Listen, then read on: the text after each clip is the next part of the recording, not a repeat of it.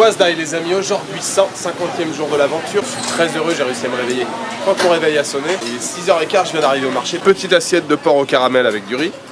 Donc c'est parti pour la grande aventure ce matin, il pleut pas, c'est couvert. Donc je mange, je trace la route, je fais les 25-30 premiers kilomètres à fond, je profite du goudron. Et après, j'espère que les chemins seront pas trop glissants. J'essaye de pas trop perdre de temps et puis surtout de vous faire des images. C'est ça le but. Si les chemins sont très glissants, honnêtement, je garde pas mon appareil photo autour du cou et ça me fait un peu chier. Donc, je vous ferai forcément moins d'images. Le but c'est de vous montrer ce coin un peu reculé, de vous montrer ce temple complètement isolé. Quand c'est très glissant, je roule tout doucement. Si je dois tomber, je tomberai, je me ferai pas beaucoup de mal.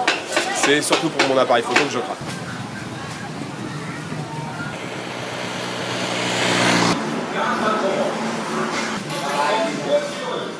Bon les amis, j'ai fait toute la partie de la route goudronnée, je parle assez fort parce que la télé est à fond derrière. Par contre ça craint vraiment, mon appareil il redéconne plein pot. Là, j'ai eu 1000 misères à sortir l'objectif, ça me fait vraiment chier. Je suis un peu dégoûté, plus ça va, plus ça augmente, je pense pas que ça va tenir comme ça jusqu'à la fin du séjour, faut pas rêver, il reste encore quelques mois de voyage. De toute façon voilà, il me faut du matos qui fonctionne correctement, c'est pas une solution de tirer sur l'objectif. Et là, même là ce matin, j'ai eu du mal à, là en arrivant, j'ai eu du mal à sortir. En fait j'ai voulu faire des images sur la route là pendant que je roulais et impossible de le sortir, j'ai dit tant pis, je verrai ça. Là je me suis arrêté, je prends un café parce que je vais commencer la route un peu hardcore. Par contre ouais, ça me fait je pense que vous comprenez que ça me passe super chier. Enfin bon, pour l'instant j'arrive à vous parler, mais j'espère vraiment là, pouvoir vous faire des images aujourd'hui. Je prends un petit café, je continue de tracer la route pendant qu'il pleut pas. Je vais découvrir dans 10 minutes là, je vais découvrir comment est la route, si c'est hyper glissant ou pas, parce que là il reste 70 bornes.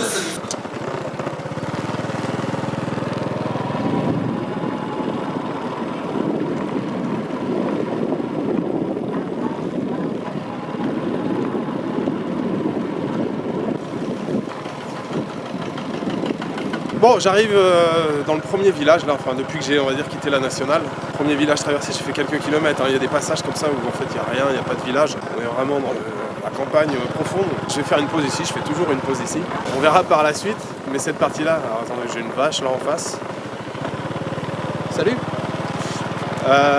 L'état général de la route pour l'instant je trouve que ça va, il y a pas mal d'endroits avec des flaques d'eau et tout, alors il faut slalomer mais niveau de, je sais pas comment on dit, niveau de glissage, niveau de glissement, pour l'instant ça va, voilà il faut être prudent, je roule pas très vite, généralement je m'arrête là, il y a un petit boui pas trop loin, alors ici vous voyez pas beaucoup de touristes passer, alors vous avez tous les regards qui sont tournés vers vous, voilà j'y arrive, ils sont déjà tous en train de me regarder, voilà on va s'arrêter là, bonjour messieurs dames. Bon ben voilà, petite pause, café ou canette, je sais pas.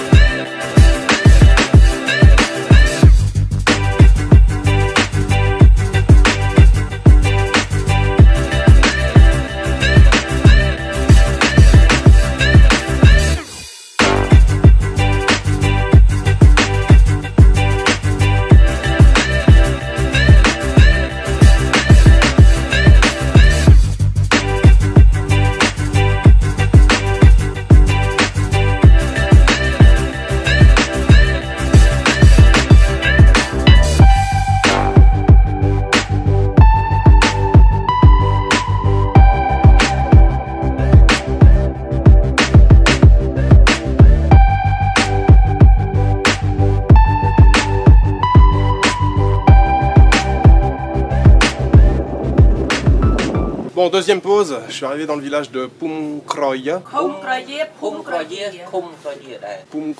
quelque chose comme ça. Petit café, je regardais là, le chemin parcouru, je suis un petit peu plus de la moitié en distance. Je suis parti du point jaune en bas, je me trouve au point bleu et où je vais c'est le point vert, ici. Et il y a toute une partie de zone protégée, enfin de forêt, de parc là à traverser. Le petit village se trouve par là, là s'appelle Tasseng.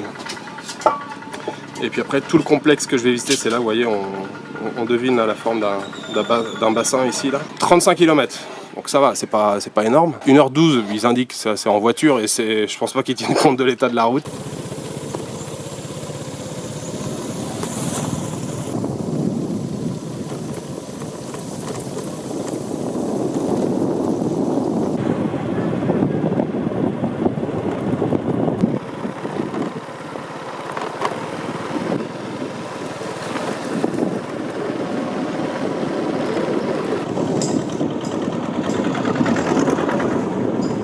Alors, les amis, ça fait depuis le café là tout à l'heure, ça fait à peu près 20 minutes que je roule. Donc j'ai traversé tout un village qui est en fait très en longueur, très étiré. Et maintenant j'arrive sur la partie que je vous ai montrée sur la carte là, sur Google Maps, c'est toute la partie verte. Bon, je sais pas si c'est un parc national, c'est une réserve naturelle plutôt on va dire.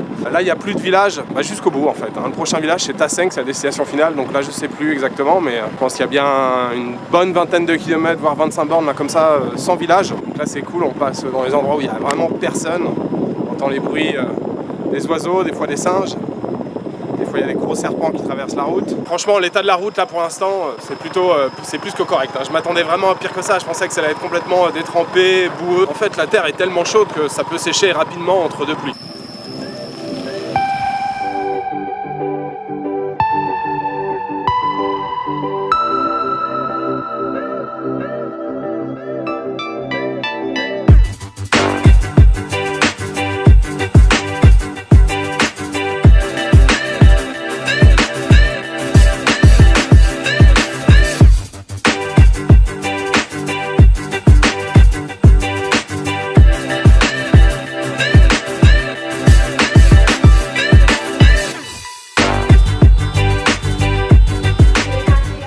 Bon les amis, je viens d'arriver à Tasseng, je me dépêche de prendre un petit café, je vais aller commencer la visite le plus rapidement possible. Je vois des nuages gris là, avant de me prendre un déluge sur la tronche. Bon alors je vous l'ai dit, ces temples sont très peu visités, très isolés, c'est pour ça qu'il n'y a quasiment personne qui vient ici. Ils sont, je dirais même laissés en l'état, il y a la végétation qui recouvre une partie de la structure. Il y a deux temples vraiment qui sont intéressants, il y a tout un complexe avec un bassin, mais il y a vraiment deux temples qui sont sympas. Je commencerai par le plus petit. Il y a un vrai sentiment d'aventure quand on arrive ici, bon déjà pour faire la route, et puis après quand on découvre les temples avec de la végétation un peu partout, il y a des portes vraiment super. C'est Indiana Jones ici, c'est la grande aventure.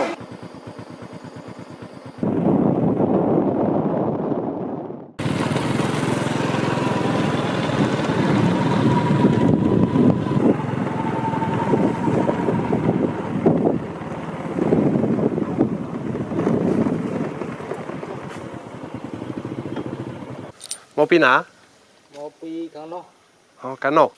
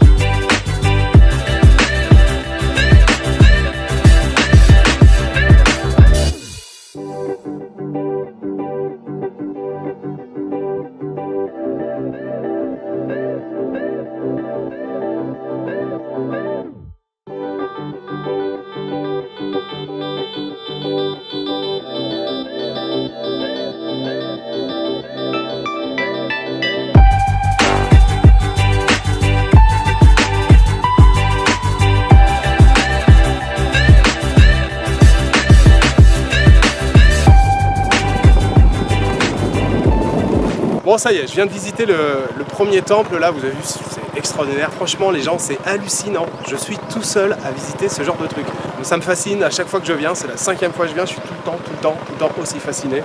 Qu'il n'y ait personne, vous avez vu, on est au milieu de temples comme ça, c'est Indiana Jones, là, vous avez des trucs, il y a la végétation partout. Je vais en direction du temple principal, on va dire du complexe principal maintenant, là j'ai visité la plus petite structure.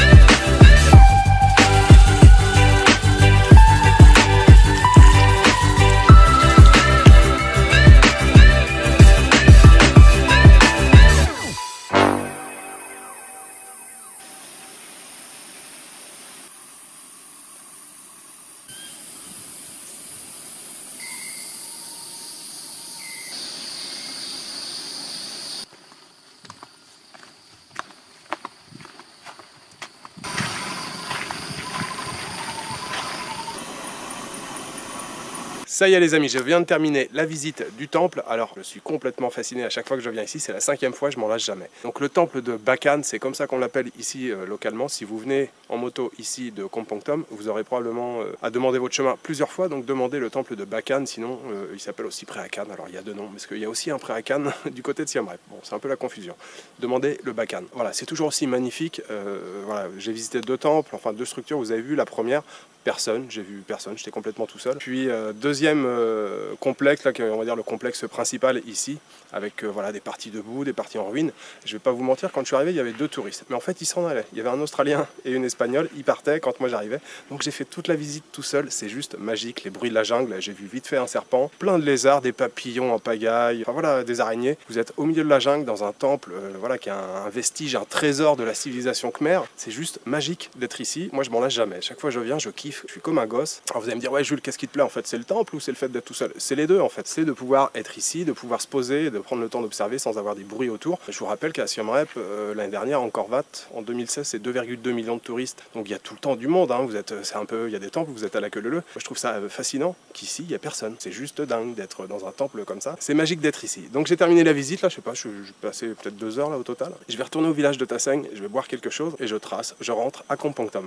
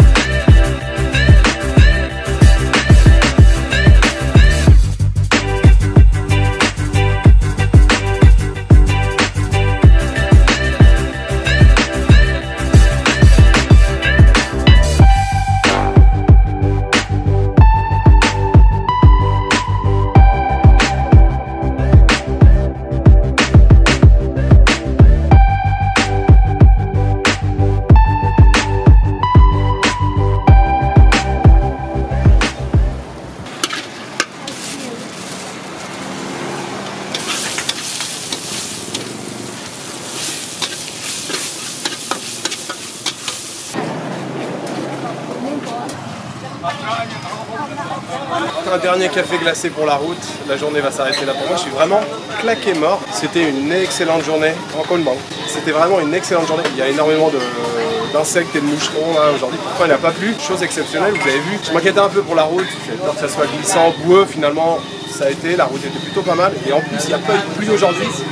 Pas de pluie, donc c'était nickel pour le trajet. Donc ouais, journée exceptionnelle, vous avez vu les temples, je vais pas vous le redire, mais bon, toujours aussi fascinant. Si vous avez la possibilité de visiter ces temples, faites-le franchement. Demain direction Siem Reap, j'ai pas réservé de ticket de bus, donc demain matin j'irai simplement là, dans la rue principale. En plus il y a une petite dame que je connais qui vend des tickets de bus, donc je sais pas trop vers quelle heure, j'essaie de partir pas trop tard. Voilà, je vais vous souhaiter une bonne soirée, une bonne nuit, une bonne après-midi. Je vous donne rendez-vous demain pour une nouvelle journée au Cambodge en direction de Siem Reap. Ciao, good night.